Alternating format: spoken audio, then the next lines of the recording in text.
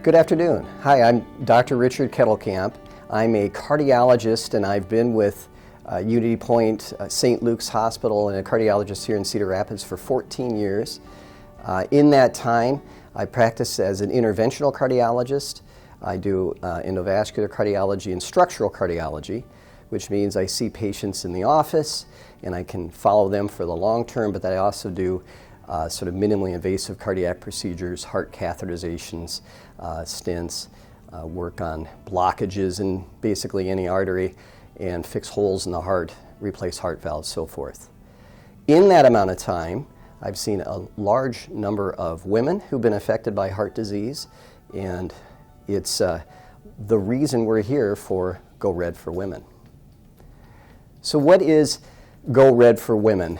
Well, in 2004, there was an initiative started that realized, and it all came about because of a realization that women were as affected by heart disease and even more so than men.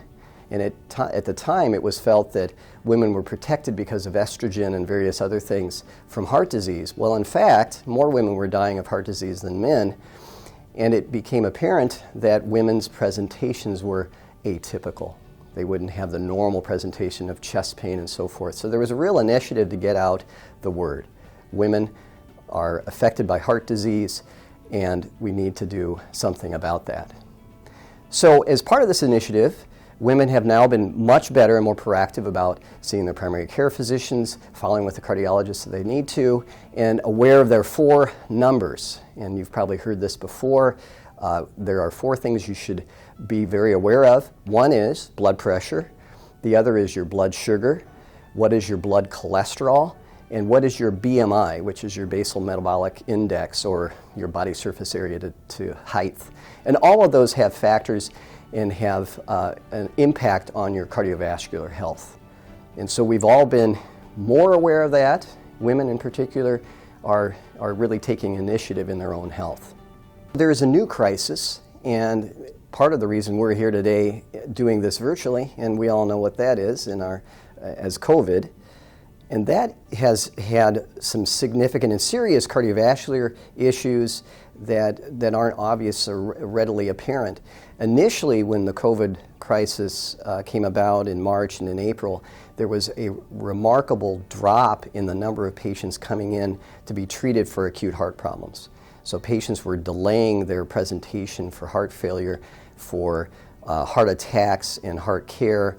And unfortunately, a delay in care can result in dramatic changes in health status as well as death. And so that's a big factor. And understandably so, people were worried about exposure in the hospital and so forth. But the important thing is still to come to the hospital if there's a problem, if there's an acute issue. Don't ignore the symptoms. Or put another way, don't die of doubt. Come in and be evaluated. There is a strong tie between COVID and heart disease. Approximately 40% of patients who die of COVID have a cardiovascular complication. There is a strong link to what they call thrombosis or clot formation with COVID, and that can lead to heart attacks, it can lead to pulmonary embolism and other dangerous things, even stroke, and there's a strong connection there. So again, don't ignore symptoms. There's other issues and conditions that can happen after COVID, even in a patient who was relatively asymptomatic with a COVID infection, and that includes heart failure. The COVID virus can have a detrimental effect to the cardiac muscle and cause a condition called myocarditis, and that can result in heart failure. And again, roughly 40% of patients who have a COVID infection can end up with a long-term complication related to heart disease, and in particular heart failure. There was an autopsy study done that was published in JAMA that looked at 39 patients with COVID who had died, and they found this condition in all of those patients. So it's a serious condition and not to be ignored. So what can you do? And in particular in this new world that we live in with COVID, think of the 3 W's. 1 is to wear a mask, 2 is to wash your hands, and 3 is to watch your distance. So try to maintain a 6-foot distance between others. That's important to avoid contact with COVID. The other is don't ignore symptoms. Kind of keep an eye on what's going on. If there's a problem, get evaluated. Call your family doctor, go to the emergency room, call the cardiologist. If there's an issue, don't ignore them. The other point is that, again, patients, and particularly women, can present in atypical ways.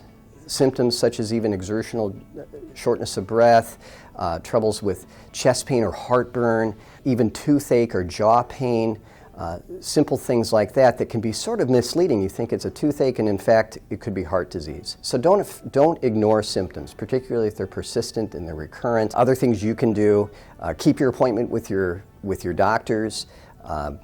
Do things that are healthy lifestyle choices, exercise.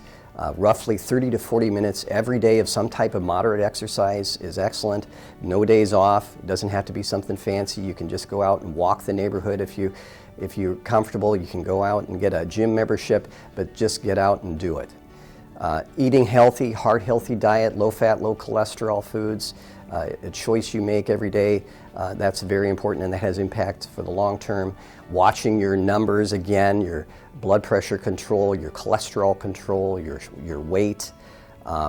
If there's a problem, don't be afraid to come. We do everything we can to protect you from the pandemic, from the coronavirus. You're safe here. If you need to be taken care of, come in.